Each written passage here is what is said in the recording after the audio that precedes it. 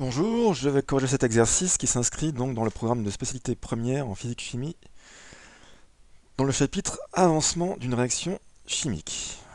Alors avant de regarder corriger, je vous conseille de le faire, d'y passer un petit peu de temps et de vous creuser la tête. Donc mettez sur pause à partir de maintenant et après vous lancez quand vous avez fini.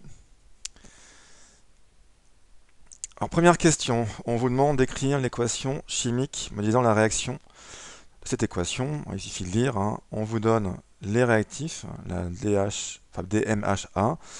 La formule est fournie. L'autre réactif, c'est tétraoxyde de diazote de formule N2O4. Et on produit, alors c'est noté, diazote au dioxyde de carbone. Ça, vous connaissez les formules. Donc on écrit les formules des réactifs à gauche, celle des produits à droite. Après, on va l'équilibrer, cette équation. Je commence par le carbone, j'en ai 2 à gauche, 1 à droite.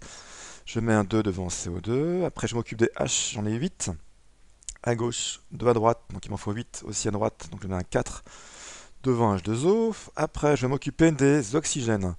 À gauche, j'en ai 4 dans N2O4, j'en ai 4 avec 4H2O, j'en ai 4 avec 2CO2, donc j'ai 8 à droite, 4 à gauche. Donc pour en avoir 8 à gauche, je mets un 2 devant N2O4. Il me reste à équilibrer l'élément azote. À gauche, j'en ai 2 dans N2, 4 dans 2 N2O4, ça en fait 6. Pour en avoir 6 à droite, je mets un 3 devant N2. Ensuite, calculer la quantité de matière d'un des réactifs emporté. On a la formule brute, on a la masse dans le texte 50 tonnes. Donc, quand on a la masse et la formule brute, on applique tout simplement N égale à petit m sur grand M. J'ai mis un I en indice parce que c'est la quantité de matière initiale de DMH1. 50 tonnes, donc 1 kg, 1000 grammes, 1 tonne, 1000 kg, donc une tonne, ça fait une 10 puissance grammes, parce que dans cette relation mathématique, on doit mettre la masse en grammes. Les masses molaires des éléments chimiques, vous les retrouvez dans le tableau périodique. Donc il y a 2 fois MC, plus 8 fois MH, plus 2 fois Mn. On fait le rapport, on trouve 8,33 10 puissance 5, c'est une valeur élevée, hein, pas courante dans les calculs qu'on fait habituellement, mais on n'est pas au laboratoire sur une paillasse, on parle de quantité de matière d'une espèce chimique dans le moteur, enfin pour le moteur d'une fusée. Donc c'est normal de trouver des quantités de matière grandes. On note N la quantité de matière de l'autre réactif, N2O4. On doit dresser un tableau d'avancement. Donc pour ce tableau, en première ligne, on réécrit l'équation. On dresse un tableau avec une colonne par espèce chimique, que ce soit produit ou réactif. Première ligne ensuite, enfin deuxième ligne, pardon. Du coup, état initial. État initial, on vient de calculer la quantité de matière de C2H8N2. On en a 8,33 fois 10 puissance 5. On nous dit qu'on note N la quantité de N2O4, donc là je mets un N, et la réaction n'ayant pas commencé à l'état initial, la quantité de matière des produits formés vaut 0. Ensuite, la réaction commence, elle avance, entre guillemets, donc l'avancement vaut X. Donc en supposant que X vaille 1 mol, ça veut dire quoi? Qu'on a consommé 1 mol de réactif si le coefficient est 1. Donc c'est pour ça qu'on met moins X. Du coup, si le coefficient est 2, on a consommé 2 mols de ce réactif. En effet, on voit bien que d'après l'équation qui est ici, on consomme 2 fois plus de N2O4 que de C2H8N2, d'où le moins 2. Alors, le moins indique bien une disparition. Ensuite, les produits formés, eux, leur quantité de matière va augmenter en fonction de l'avancement. Pour 1 mol de C2H8N2 consommé, on produit 3 mols de N2, 4 mols de H2O et 2 mols de CO2. Donc les coefficients stoichiométriques vont rentrer en jeu et on va avoir 3x, 4x et 2x. Ensuite, la ligne suivante, pour l'instant, copier-coller. On va juste remplacer x par x max. Et maintenant, on va s'intéresser à l'état final. Donc la question suivante, c'est on vous demande quelle quantité de matière N du coup de N2O4 on doit emporter pour que le mélange soit stoichiométrique. Ça veut dire quoi?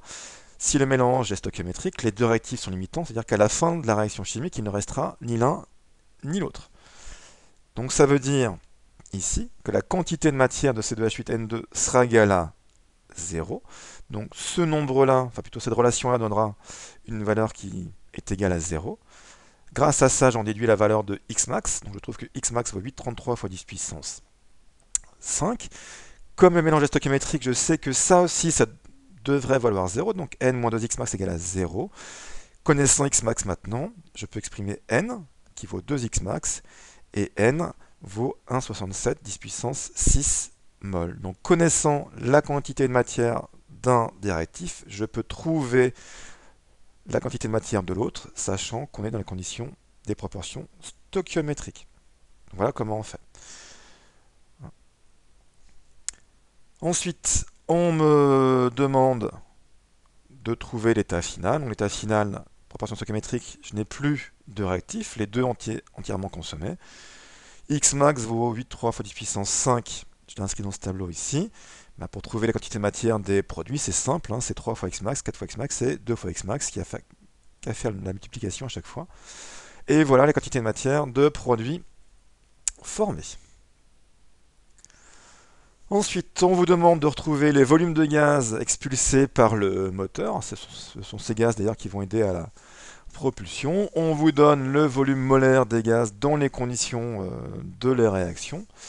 Alors, je vous remets le tableau hein, pour que vous ayez devant les yeux les quantités de matière finales des gaz formés. Pour un gaz, vous savez que N est égal à V sur Vm.